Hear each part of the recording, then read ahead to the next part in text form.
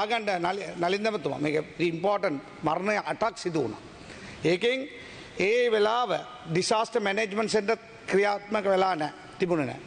පොලිසිය අතන ඉඳලා තියෙනවා පැය 4-5ක් යනකම් නාවික හමුදාව එන්න යනකම් කිසිම වැඩපිළිවෙලක් යොදවලා නැහැ ඒ ළමයිව බේරන්න. අනිත් එක අල්ලපු ගමේ ඉන්න මිනිස්සු කියලා තමයි දෙන්නෙක් බේරලා තියෙන්නේ. නැත්නම් තව දෙකක් මරණය වැඩි වෙනවා. குறிப்பாக இந்த 159 ஆசனங்களும் கிடைக்கப்பெறுவதற்கு இந்த மக்களுடைய மனநிலை எவ்வாறு இருந்ததென்றால் ஊழலற்ற ஒரு இனவாதமற்ற ஒரு அரசியல் நிலைப்பாட்டை இந்த நாட்டிலே ஸ்திரப்படுத்துவதும் அதே போன்று இந்த நாட்டினுடைய பொருளாதார ரீதியாக ஏற்பட்டிருக்கின்ற நிலைமையை சீர் செய்கின்ற அந்த நன்னோக்கின் மூலமாகவே இந்த நாட்டை கட்டியெழுப்ப முடியும் என்ற இந்த நாட்டினுடைய கௌரவமிக்க ஜனாதிபதி அவர்களுடைய அந்த செயற்பாட்டை நம்பி வாக்களித்திருக்கின்றார்கள். எனவே இந்த நிலைமையை எதிர்வருகின்ற காலங்களில் இந்த அரசு முன்னெடுக்கின்ற அந்த சந்தர்ப்பத்தில் எங்களுடைய இஸ்லாமிய மார்க்க விடயங்கள் ஏனைய செயற்பாடுகளையும் கவனத்தில் கொள்ள வேண்டும் என்று நான் இவ்விடத்திலே வினயமாக கேட்டுக்கொள்வதோடு கடந்த அரசாங்கத்தினுடைய அஸ்வஸ்ம திட்டம் என்பது ஒரு அரசியல் சார்ந்த அல்லது அந்த அரசாங்கத்தை ஆட்சிக்கு கொண்டு வருகின்ற ஒரு விடயமாகவே அந்த திட்டம் கொண்டு வந்திருப்பதை நாங்கள் யாவரும் அறிந்திருக்கின்றோம். அவ்வாறான ஒரு சூழ்நிலையிலே மிகவும் இன்னும் பல மக்கள் அதுக்குள் உள்வாங்கப்பட வேண்டிய ஒரு தேவை இருக்கின்ற சந்தர்ப்பத்திலும் கூட அதனை தவிர்த்து அரசியல் செயற்பாட்டின் ஊடாக மக்கள் புறக்கணிக்கப்பட்டிருக்கின்றார்கள்.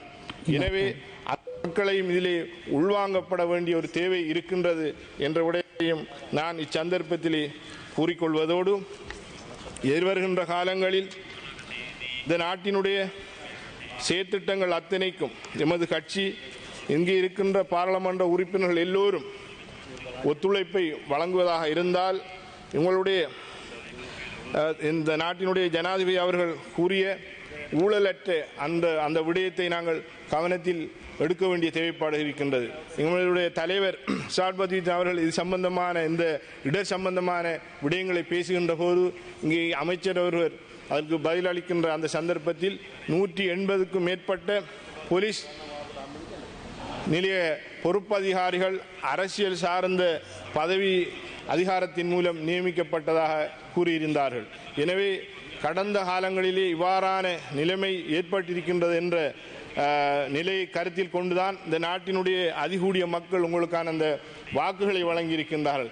ஏன் இவர்களை உடனடியாக ஒரு சிவில் நிர்வாகத்தை இந்த நாட்டிலே நிலைநிறுத்த வேண்டுமாக இருந்தால் ஏன் 180 பேரும் அரசியல்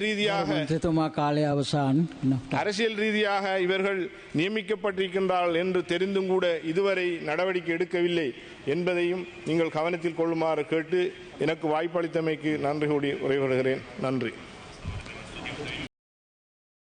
අම්පාර දිස්ත්‍රික්කයේ මරණ 8ක් සිදු වුණා.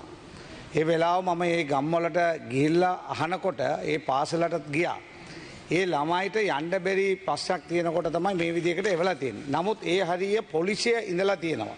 පොලිසිය අතන බ්ලොක් එකක් දෙම්මා නම් යන්න එපා කියලා ඒගොල්ලෝ යන්නේ නැහැ. අනිත් එක මේ සිද්ධියක් වෙලා පැය 4-5ක ළඟ ඉන්න මිනිස්සු අඬා කියලා තියෙන බේරෙන්න කියලා.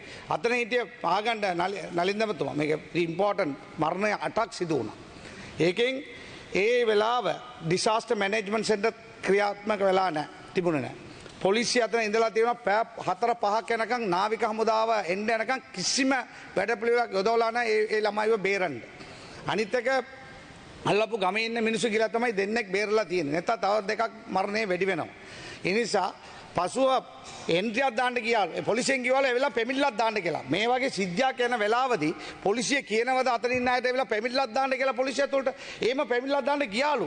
ගියාට පසුව ගරු සභාපතිතුමා ගිහිල්ලා පැයක් ඉඳලා තියෙනවා එන්ට්‍රියක් ලියන්න. බලාගෙන ඉඳලා තියෙනවා. ඊට පස්සේ මොකද කරලා තියෙන්නේ මද්‍රසාව ඉන්න විදුකල්පතිවරයාව රිමාන්ඩ්කට දාලා ඒ පොලිස් කට්ටියටයි මේ වගේ අසාධාරණ සිදු වෙනකොට බලාගෙන ඉන්න අයට කිසිම දඩුවමකුත් නැහැ පරීක්ෂණයකුත් නැහැ. ඒ නිසා කරුණාකරලා මං කියන්නේ මේ සම්බන්ධ ඉන්ඩිපෙන්ඩන්ට් පරීක්ෂණයක් කරන්න. ඊට පස්සේ වෙන්නේ නැතුව මේ වගේ දේවල් වෙන්නේ නැතුව වළක්වන්න පුළුවන් වැඩපිළිවෙලක් යොදවන්න කියලා ඔබතුමාලාට ඉල්ලීමක් කරනවා. ගරු සභානායකතුමා රිෂාඩ් මන්ත්‍රීතුමාගේ මම ඔබතුමාට